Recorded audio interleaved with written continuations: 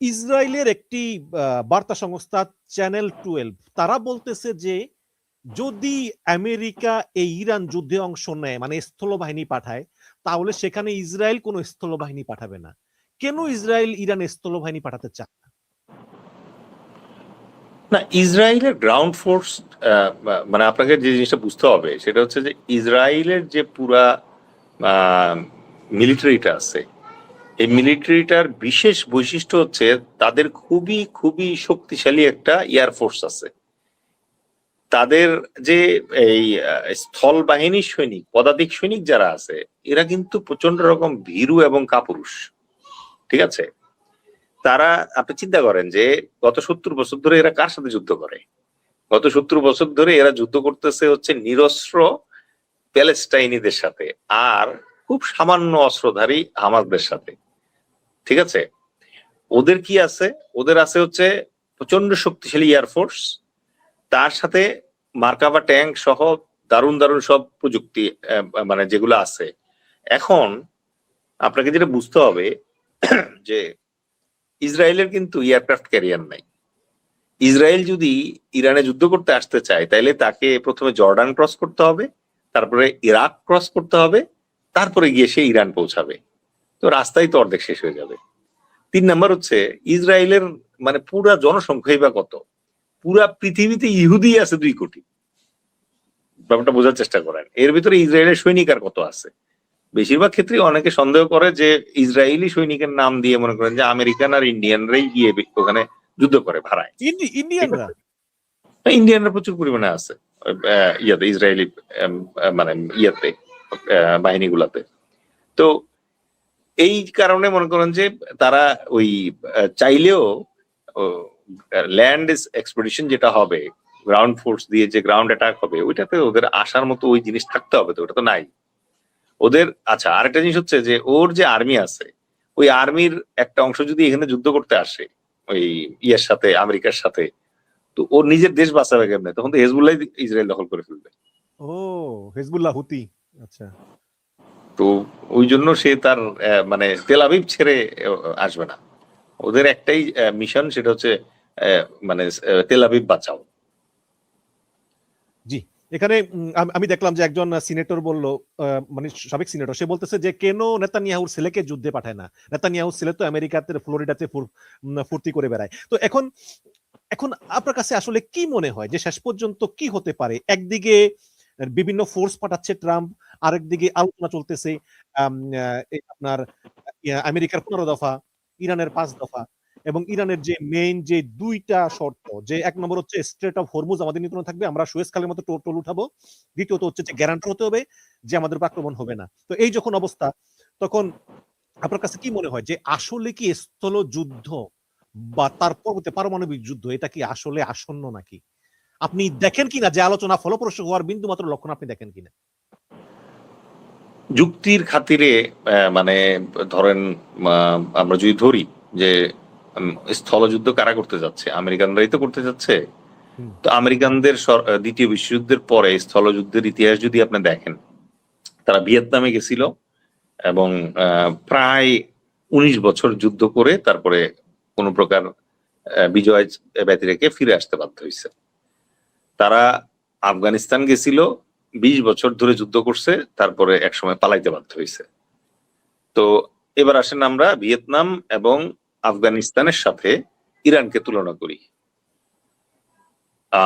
ইরানের মানে দৈর্ঘ্যপ্রস্থ হচ্ছে 16 লাখ বর্গ কিলোমিটারের বেশি।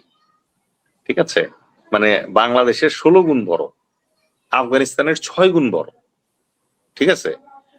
তাহলে একটা অঙ্কে মানে একবার এক জায়গায় একটা স্ট্যাটিস্টিক্সে দেখতেছিলাম যে ইফেক্টিভলি যদি আপনি ইরান আক্রমণ করতে চান তাহলে 7 লাখ থেকে 9 লাখ সৈন্য নিয়ে যেতে হবে। ঠিক আছে? তো এখন পর্যন্ত আছে হচ্ছে ওখানে সব মিলায় 40, আগে ছিল, আর এখন ধরেন 10 যোগ করলেন তো হলো 50। ঠিক আছে? অন্য কোনো দেশ সৈন্য দিবে না বলে অলরেডি বলতেছে। তার মানে আমেরিকান সৈন্যই লাগবে। আমেরিকান সৈন্য যদি এখন আপনি ধরেন মানে আরো 2 লাখ সৈন্য যদি নিয়ে আসেন, ধরেন পৃথিবীতে আমেরিকার 800টা ক্যান্টনমেন্ট আছে আমেরিকার বাইরে। ঠিক আছে? কত? জাপানে 800। 800, মানে 800? 800 বলেন না, এক মধ্যপ্রাচ্যেই তো 21টা, তাই না? সো আপনার ওই যে নেটো কান্ট্রিতে যেমন টার্কিতে আমেরিকান ক্যান্টনমেন্ট আছে, উত্তর কোরিয়াতে দক্ষিণ কোরিয়াতে আমেরিকান ক্যান্টনমেন্ট আছে, জাপানে আমেরিকান ক্যান্টনমেন্ট আছে, ফিলিপাইনে আছে। সো এইসব জায়গায় ওদের আছে। এখন এগুলো সব যদি খালি করেও নিয়ে আসে, তারপরেও ধরেন যে 8-9 লাখ তো হবে না বোধহয়। তো তার কি লাগবে? তার লাগবে যে কোয়ালিশন ফোর্স, যেরকম ইরাকের বিরুদ্ধে যুদ্ধের সময় তারা যেটা করছিল, বহুজাতিক বাহিনী তৈরি করছিল একটা।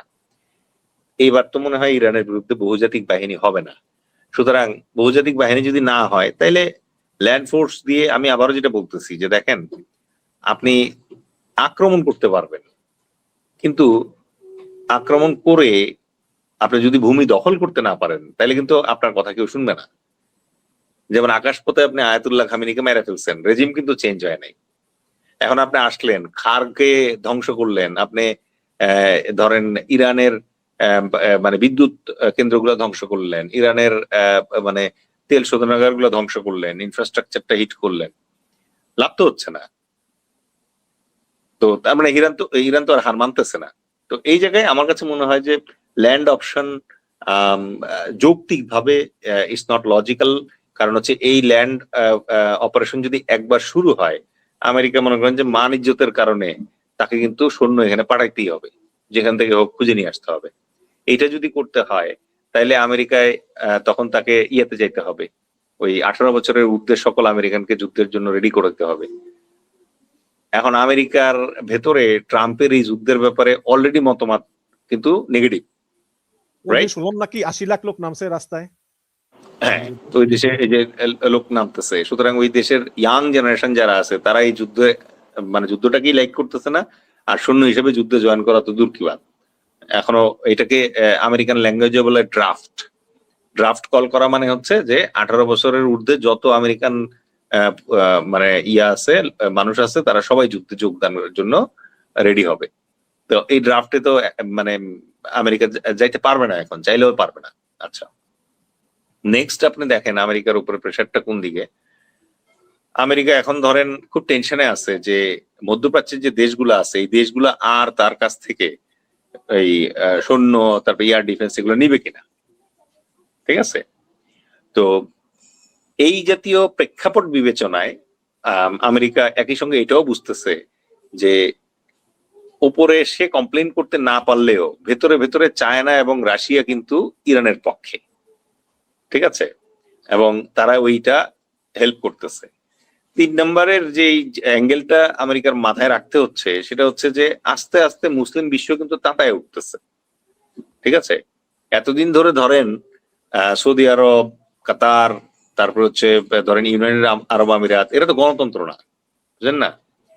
তো আমেরিকা কিন্তু কখনো বলে না যে সৌদি আরবে গণতন্ত্র দরকার। ঠিক আছে? আমেরিকা কিন্তু কখনো বলে না কাতারে গণতন্ত্র দরকার।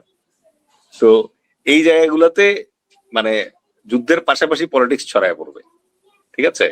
এবং আপনি ধরেন যে মরক্কো থেকে শুরু করে ইন্দোনেশিয়া পর্যন্ত প্রায় কত 2 বিলিয়ন মুসলিম আছে বিশ্বে। ঠিক আছে?